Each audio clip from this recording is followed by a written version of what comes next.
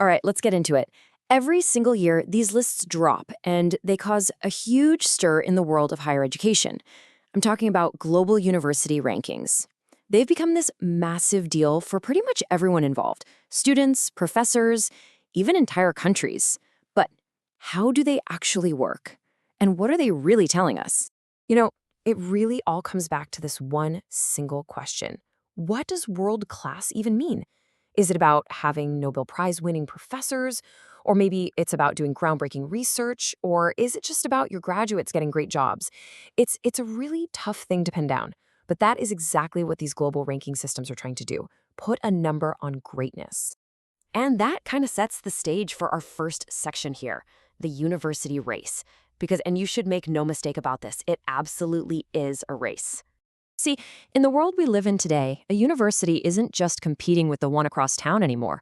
Oh no, they are in this fierce, global competition for the absolute best students, the most brilliant researchers, and of course, for prestige. And if you're going to compete on that level, you need some way to see how you stack up. So, how do you do that? How do you compare institutions that might be hundreds of years old and literally oceans apart? Well, you need a common ruler, right? A global yardstick. And this is where this idea of benchmarking comes into play. This isn't about vague feelings or old school prestige. It's a process driven by data. Benchmarking basically takes this giant fuzzy concept of a university's performance and breaks it down into things you can actually measure, count, and compare. So what are these measurable things? Well, they're what we call key indicators. We're talking about stuff like how much research a university publishes, what the quality of the teaching is like, whether their graduates get hired for good jobs, and, what's their reputation? What do other academics and big employers around the world think of them? This is the raw material that powers the entire ranking system. Now, here's the thing. Not all yardsticks are built the same. And in the world of university rankings, there are three really dominant players. You can think of them as the main judges in this whole global competition.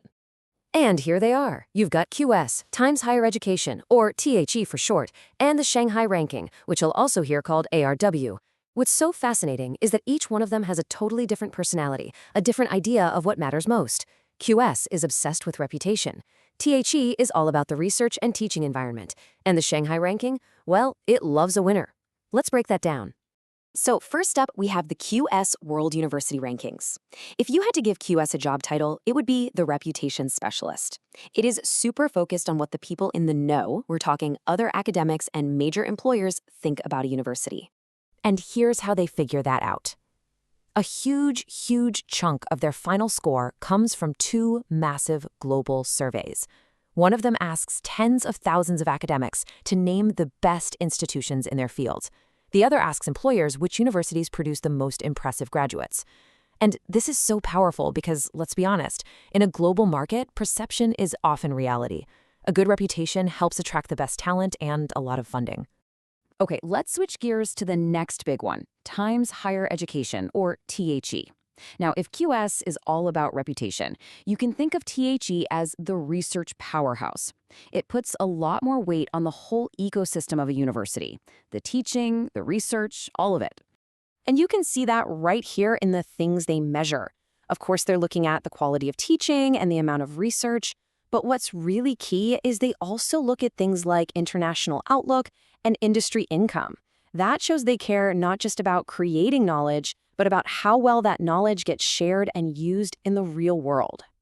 And that brings us to our final contender, the Shanghai Ranking. This one is, let's just say, unapologetically elite. We're calling it the prize winner because it is just completely obsessed with top-tier objective accomplishments. It's all about the trophies. I mean, just look at this list. They are literally counting how many Nobel laureates and Fields medalists are on staff. They're looking for the most highly cited researchers on the planet and for papers published in the absolute most prestigious journals like Nature and Science. There's no room for subjectivity here, which is exactly why this ranking tends to favor older, super well-established, research-heavy universities. So your university, you know how all of this works. What do you do with that information? Well, you don't just sit around and wait for the results to come out. No, you actively strategize. You try to climb that ladder. And you can see this happening all over the globe, but it is especially pronounced in Asia. You have these powerhouse schools, like the National University of Singapore or Tsinghua University in China, And they are very open about their goals. They use these rankings like a roadmap. They benchmark themselves against the very best in the world, find out where they're falling short, and then pour resources into fixing exactly those areas. For a perfect example of this in action, just look at the University of Malaysia. They made a serious, targeted effort to shoot up in the rankings. And how'd they do it? Well, they focused like a laser on the metrics that would move the needle, publishing more research that gets cited a lot, building more partnerships with international universities, and making sure their graduates were getting snapped up by top employers. It's a crystal clear strategy with a very clear goal. So all of this leads to a really important and kind of tricky final question. With all this energy and money being poured into climbing these leaderboards, are we sure they're a good thing? Is a university's value really just a number? The truth is, these rankings are a really powerful, but also a deeply flawed tool. On the one hand, yeah, they can give universities a clear plan and push them to do better research and connect with the world. But on the other hand, this intense focus on metrics can lead to some strange behavior. Universities might start chasing the numbers instead of focusing on, a great education. They can end up prioritizing what's easy to measure over what's truly valuable. And that brings us to probably the most sensible way to think about all of this. This quote just nails it. Rankings are useful, for sure, but they should never, ever be the only tool. They're just one piece of the puzzle, one data point among many, when we're trying to figure out how well a university is actually doing. So, I'm going to leave you with this final thought to chew on.